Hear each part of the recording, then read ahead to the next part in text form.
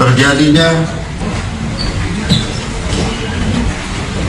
aksi yang cenderung main hakim sendiri, agency, antara dua kelompok menimbulkan keributan di area publik sehingga menimbulkan ketakutan bagi masyarakat yang ada di area publik tersebut.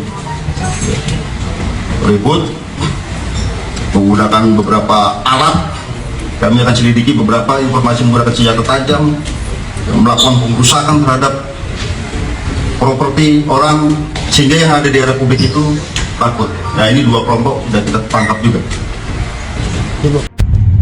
Assalamualaikum warahmatullahi wabarakatuh.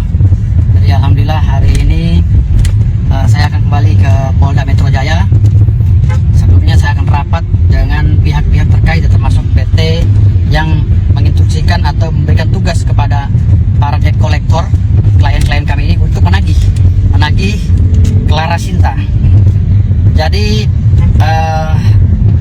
menurut pemahaman saya bahwa perkara tersebut yang dilaporkan oleh Clara Sinta terkait dengan dugaan pelanggaran pasal 368 ya, 365 junto pasal 368 atau 335 katanya itu dalam surat STLP. Ini sudah sumir, istilah gugatan itu obskur. Artinya udah kabur ini gugatan. Kenapa? Karena dari pihak Clara Sinta sudah melakukan perdamaian dengan pihak NSC selaku pemilik PT Jasa Keuangan yang menginstruksi dan menugaskan debt collector klien kami untuk menagih Clara Sinta. Artinya sudah ada perdamaian mereka. Clara Sinta sudah membayar utangnya, ya. Debt collector pun saat ini akan meminta agar kasus ini ditutup. Yang kedua, NSC pun sudah mengembalikan BPKB mobilnya. Gitu. Artinya di sini dalam laporan yang dilakukan oleh Clara Sinta terhadap pihak-pihak termasuk debt collector sebagai klien kami, ini saya anggap gugur demi hukum. Nah, makanya saya meminta pada pihak Polda Metro Jaya segera mengambil keputusan karena Clara Sinta telah melakukan kegiatan yang merugikan klien kami, debt collector. Karena debt collector ini resmi, perusahaannya jelas, ya kan, dilindungi oleh undang-undang dan lain-lainnya. Artinya di sini debt collector bukan preman.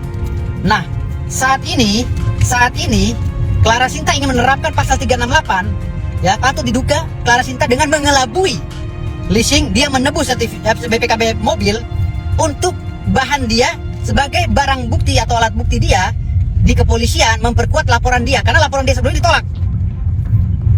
Mengingat polisi mungkin menganalisa bahwa ini masuk dalam undang-undang atau ranah fidusia. Tetapi setelah dia tebus BPKB ini, nah laporan dia diterima oleh Polda Metro Jaya. Namun di sini perlu saya jelaskan bahwa tempus delicti, locus delicti, peristiwa hukum ini terjadi pada saat Clara Sinta, ya, melalui dona Maradona menganggunkan atau menjaminkan BPKB mobil New Alphard putihnya itu ke leasing NSC. Gitu loh. Jadi saat itu belum ada hak Clara Sinta untuk melaporkan klien kami, debt collector. Karena kolektor atau debt collector sedang menjalankan tugasnya sebagai debt collector, menjalankan program jasa penagihan yang dilaksanakan oleh perusahaan mereka, perusahaan penagihan.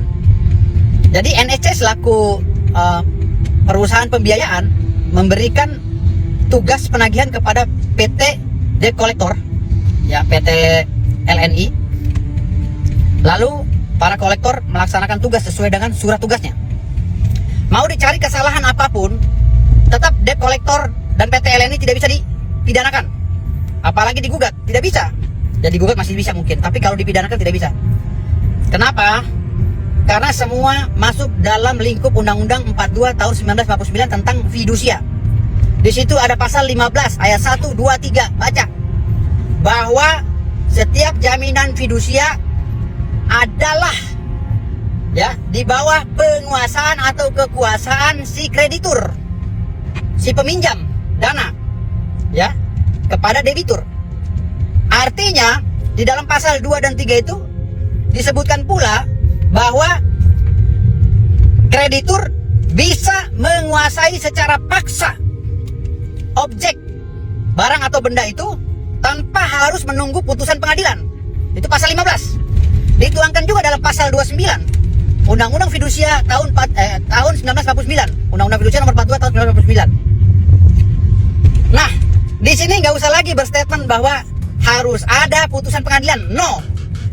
Karena putusan Mahkamah Konstitusi yang menyatakan bahwa putusan pengadilan itu mempunyai kekuatan tetap untuk menjadi bahan acuan para debt collector menagih kliennya atau menyita barang kliennya. Itu sudah terbantahkan dengan adanya judicial review yang dilakukan oleh para pihak. Nah, di sini putusan MK itu sudah kembali kepada pasal 15 dan pasal 29 Undang-Undang nomor 42 tahun 1949 tentang fidusia. Undang-Undang nomor 42 tahun 1999 tentang fidusia, jaminan fidusia. Nah, kalau Clara Sinta ini ingin mempidanakan klien kami, ya, dari mana dasarnya? Perampasan. Hah? Yang dirampas mobil kamu. Lah kamu sudah damai sama orang yang menyuruh kami nagih dengan PT NSC. Artinya di sini sudah sumir. Sudah kabur. Kekuatan hukumnya sudah lemah. Nah, saya memberikan saran agar pihak Polda Metro Jaya segera memanggil pihak-pihak, melakukan proses pemeriksaan dan menyimpulkan. Lakukan gelar perkara dan menyimpulkan. Tutup. Saya minta SP3. Gitu. Ya. Dan kami juga akan melakukan upaya-upaya hukum lainnya nanti. Kami debt collector. Agar memberikan pencerahan kepada masyarakat bahwa debt collector bukan preman. Debt collector bukan preman. Debt collector adalah perusahaan. Karyawan-karyawan yang ada di perusahaan. Yang dilindungi oleh Undang-Undang Ketenagakerjaan dan Undang-Undang lainnya. Jadi jangan coba-coba bilang debt collector preman. Ya. Debt collector adalah karyawan yang resmi seperti karyawan yang lainnya. Jangan halangi dan hambat urusan penagihan kolektor. Jangan coba-coba menghambat. Ya. Karena ketika Anda menghambat, Anda sama dengan mematikan dapur orang dan Anda sama dengan melanggar hak asasi manusia. Jangan coba-coba melanggar.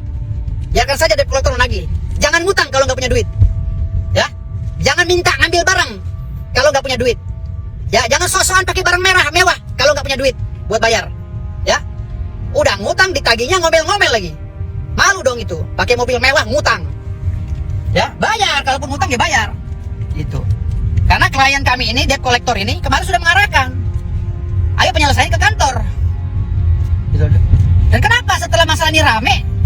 Ya kan klien kami dilaporkan perampasan, padahal klien kami sudah mengarahkan ke kantor. Yang ujung-ujungnya si Clara Sinta ini pergi ke kantor juga, melunasi pembayaran itu. Mungkin mau ngakal-ngakalin gitu loh, agar laporannya masuk. Nggak bisa, bos. Jangan dipaksakan. Ingat, saya akan lapor balik dengan pasal 220, 317, 318. Ingat, laporan palsu. Anda sudah mengetahui barang ini sudah digadekan, tapi kenapa Anda laporkan? Kenapa Anda tidak mau mengurus ini ke kantor, malah melaporkan klien kami?